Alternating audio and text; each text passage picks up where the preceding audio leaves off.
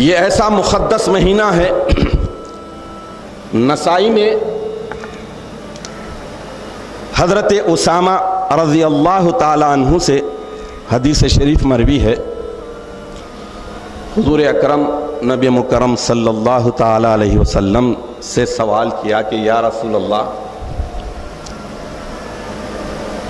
یہ شعبان المعظم کے مقدس مہینے میں آپ جو بکثرت روزے رکھتے ہیں رمضان المبارک کے علاوہ، رمضان المبارک کے روزے ہر مومن مرد عورت پر فرض ہیں، کوئی روزہ چھوڑنا نہیں ہے، لیکن ان فرض روزوں کے علاوہ اور 11 مہینوں میں صرف آپ شعبان المعظم کے مقدس مہینے میں ہی کثرت سے، بلکہ قریب پورے شعبان المعظم کے مہینے کے روزے رکھتے ہیں آپ پورے دنوں میں، قریب 2-3 روزوں کو چھوڑ کر.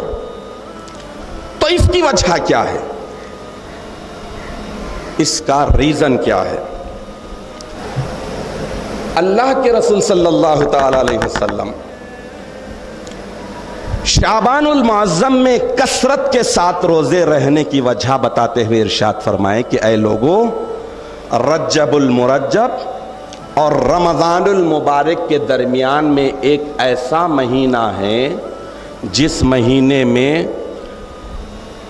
مہینے کی فضیلت اور اہمیت سے لوگ واقف نہیں ہیں، اور اکثر لوگ اس میں غفلت اختیار کر لیتے ہیں.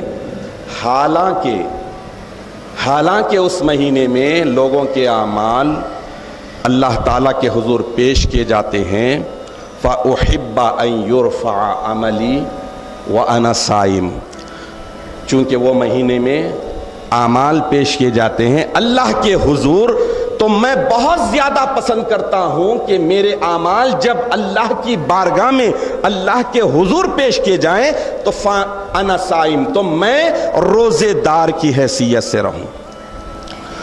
تو اللہ کے نبی خود ارشاد فرما رہے ہیں کہ لوگوں کی اکثریت اس میں غفلت اختیار کرتی ہے. تو اب یہ شعبان المعظم کا مہینہ شروع ہو گیا ہے، غفلت کو دور کرنا ہے، اور غفلت دور ہوتی ہے تقوی کی وجہ سے. یوں سمجھ لیجئے کہ تقوی ایسڈ ہے.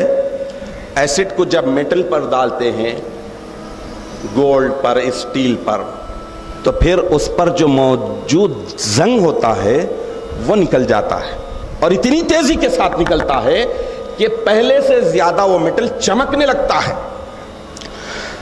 تو اپنے تقوی کو چمکانے کے لیے، اپنے دل کو چمکانے کے لیے ضروری ہے کہ تقوی کی عظیم صفت کو اختیار کرے، غفلت کو دور کرے، شعبان المعظم میں اللہ سے زیادہ رجوع ہوں، اپنے معاملات، اپنے پرابلمز سالو کرانا ہے تو یہیں پر ایگزام سے پہلے ہی، ایگزام میں ہی سارے جوابات صحیح لکھنا پڑے گا. رزلٹ کے بعد تو کچھ نہیں ہاتھ آنے والا. رزلٹ نکل جانے کے بعد وہ دنیا میں ہوتا ہے سپلیمنٹ ریکوری کے لیے، لیکن آخرت میں تو ایک مرتبہ گئے پھنس گئے، جہاں گئے تو پھر پھنس گئے. جنت میں گئے تو جنت کی آسائشیں مقدر کر دی گئیں، لکھ دی گئیں. اگر دوزخ میں گئے تو پھر دوزخ میں ہی رہے.